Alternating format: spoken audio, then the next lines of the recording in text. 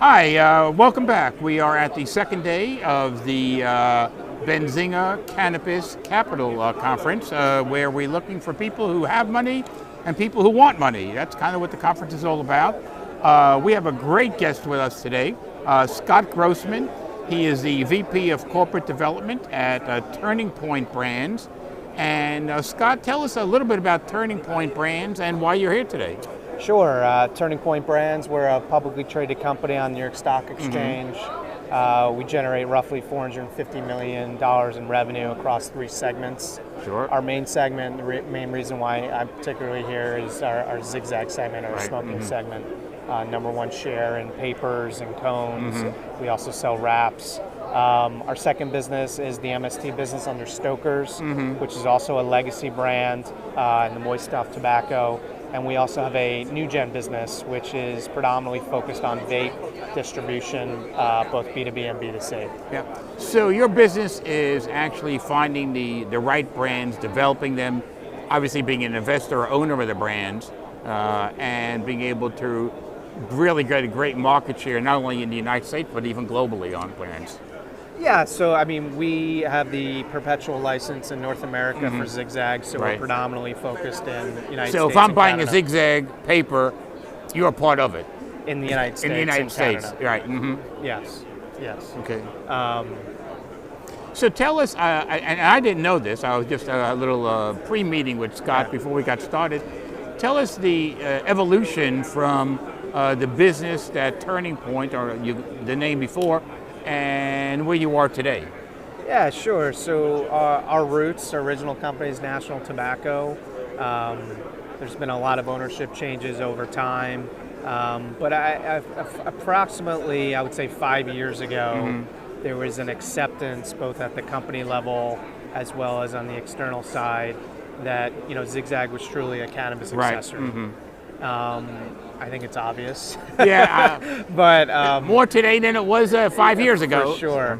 And so we've really embraced that. From a number of angles. One, both starting with what we own. Obviously, it's very offensive and defensive, but putting out new products with respect to ZigZag, whether it's cones or wraps, different sizes, different form factors.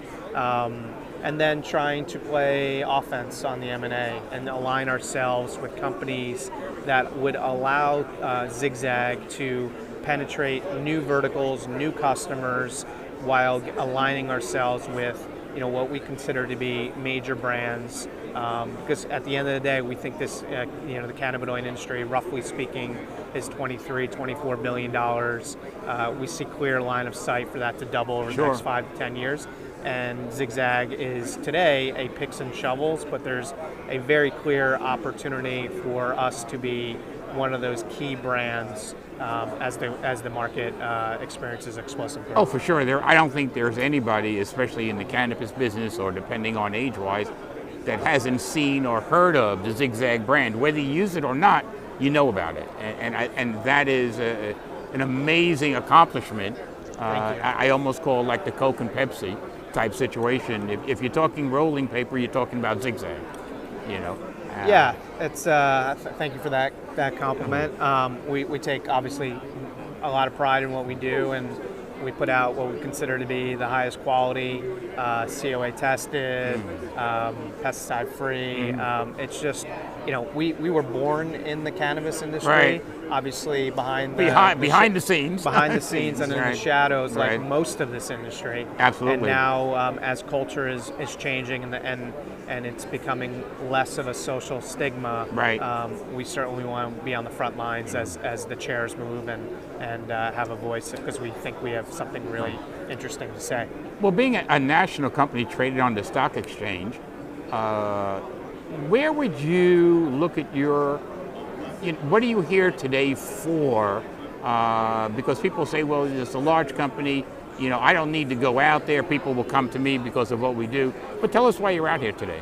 Sure. So my main role is to source, evaluate, execute, and monitor M&A investments as well as large commercial partnerships.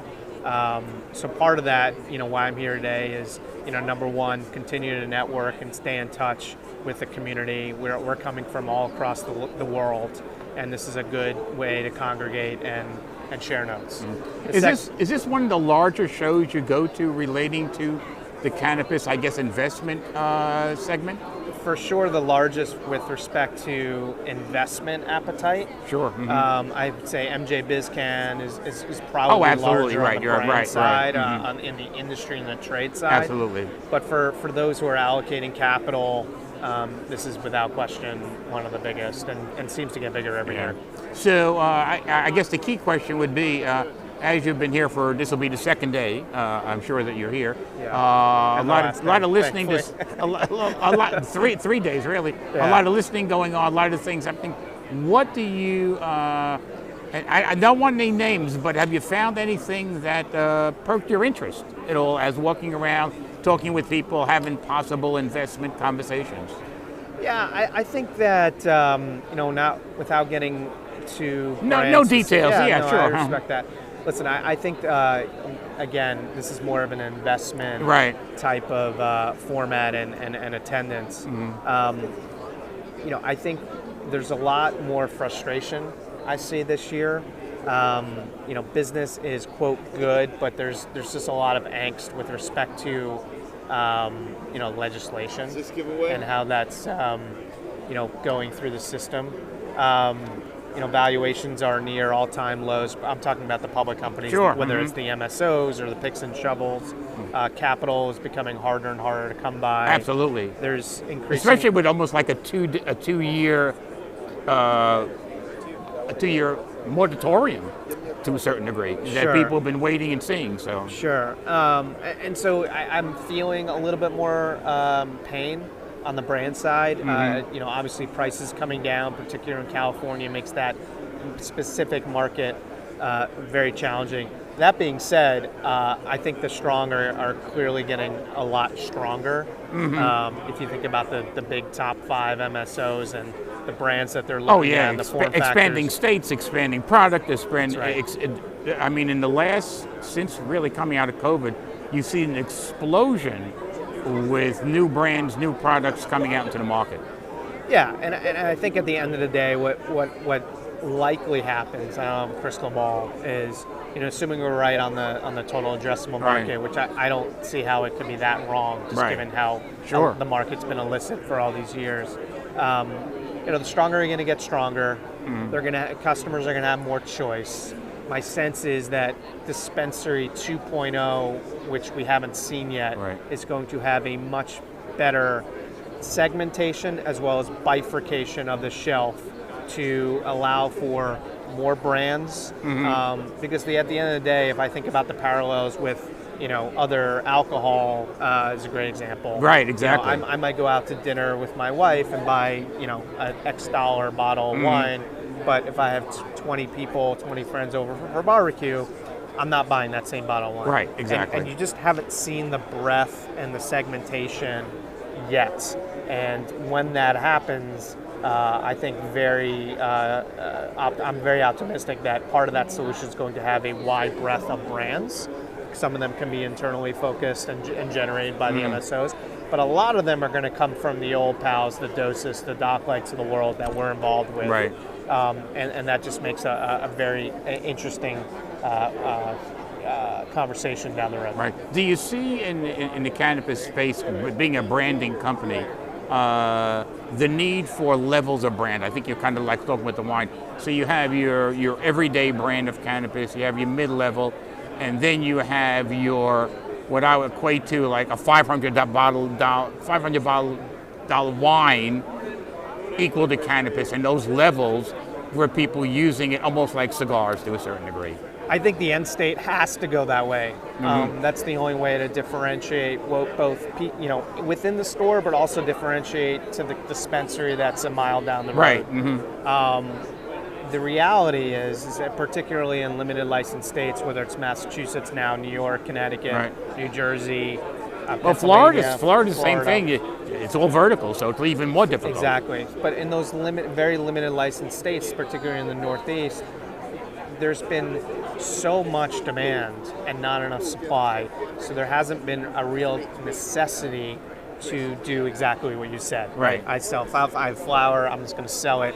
I don't have to put that time and a lot of effort in order. But it's going to get that way, I think. I definitely think it's going to get that yeah. way. I think it's almost impossible. I never say never. Right. But it would shock me that a dispensary or an MSO wouldn't want to target specific customers and use cases, right? My wife who goes in, or she goes in for sleep. Right. I have a number of athletes go in for CBG to help them in the gym on focus. So there's use cases, there's form factors, there's dosage, there's the brand, the look and feel of the brand.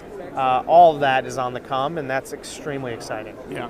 Well, we will look forward to it. I know you have another meeting coming up. Thank you. Scott, I really appreciate you coming by, and maybe we can talk a little bit later on the phone or afterwards. I'd love to have you on every once in a while. We can do a Zoom. Wherever you are in the world, I can usually find you. Perfect. And that would be great to get an update on what's going on. That's Thank you awesome. very much for stopping by. Absolutely. Great to meet you. Thank you.